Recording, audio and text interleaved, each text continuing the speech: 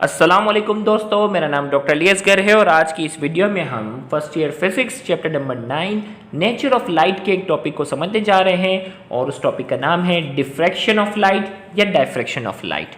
तो इस लेक्चर को हम शुरू करने से पहले आपसे रिक्वेस्ट करेंगे कि अगर आपने अब तक हमारे चैनल को सब्सक्राइब नहीं किया जो कि सिंध बोर्ड टीचिंग के नाम से है तो काइंडली आज ही आप हमारे इस चैनल को सब्सक्राइब करें और साथ ही साथ बेल आइकन को लाजमी क्लिक करें ताकि हमारी अपलोड करदा तमाम इंपॉर्टेंट वीडियोस की नोटिफिकेशन भी आपको रिसीव हो सके। तो आइए हम स्टार्ट करते हैं डायफ्रैक्शन ऑफ लाइट या डिफ्रैक्शन ऑफ लाइट। तो डायफ्रैक्शन ऑफ लाइट की अगर हम बात करते हैं, सबसे पहले हम इसकी इंट्रोडक्शन की बात करेंगे और इंट्रोडक्शन में हमने कहा the phenomena of diffraction of light was discovered by Francisco Maria गिरमेल्डी।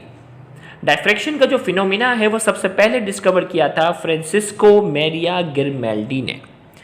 अब ये साइंसदान ने जो है ये फिनोमिना डिस्कवर किया था, तो ये दर हकीकत ये फिनोमिना है क्या, हमें वो समझना होगा। तो सबसे पहले हम डेफिनेशन की बात करते हैं। The bending of light around an obstacle is called diffraction या डायफ्रैक्शन। तो हमें कहा किसी भी रुकावट के सामने, गौर से सुनिएगा, किसी भी रुकावट के सामने लाइट का क्या हो जाना, बेंड हो जाना, अपने रास्ते से हट जाना, ये कहलाता है डायफ्रैक्शन। अब ये रुकावट का मतलब क्या है? मिसाल के तौर पर रुकावट जो है यानी ऑब्स्टेकल के मतलब हम बात करते हैं, ऑब्स्टेकल लाइट की वेवलेंथ के आसपास होना क्या है, जरूरी है। मिसाल के तौर पर अगर मैं यहां करता हूं,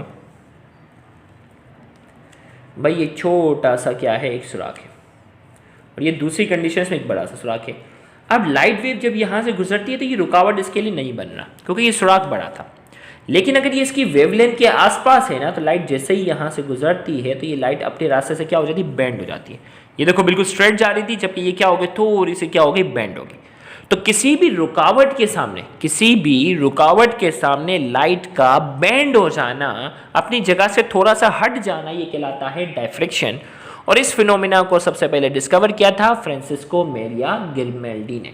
तो हमने कहा रुकावट क्या होना चाहिए, ऑब्स्टेकल जो है वो लाइट की वेवलेंथ के कंपेरेबल होना चाहिए।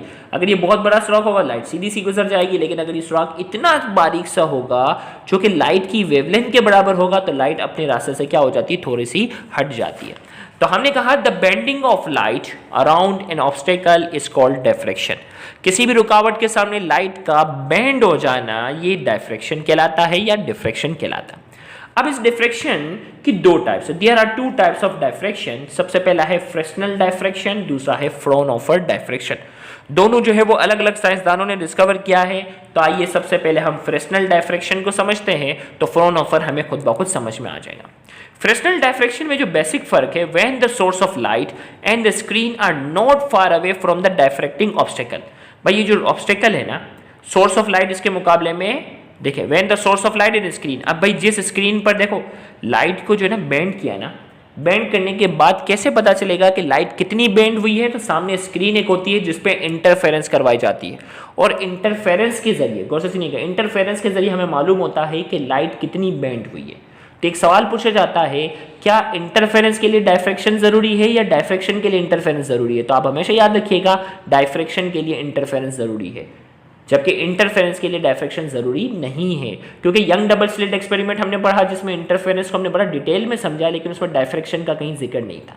लेकिन जब भी डायफ्रैक्शन की बात करेंगे वहां इंटरफेरेंस ऑफ लाइट का जिक्र लाजमी आएगा। तो डायफ्रैक्शन के लिए इंटरफेरेंस करवाना क्या है, इंटरफेरेंस ऑफ लाइट करवाना जरूरी है।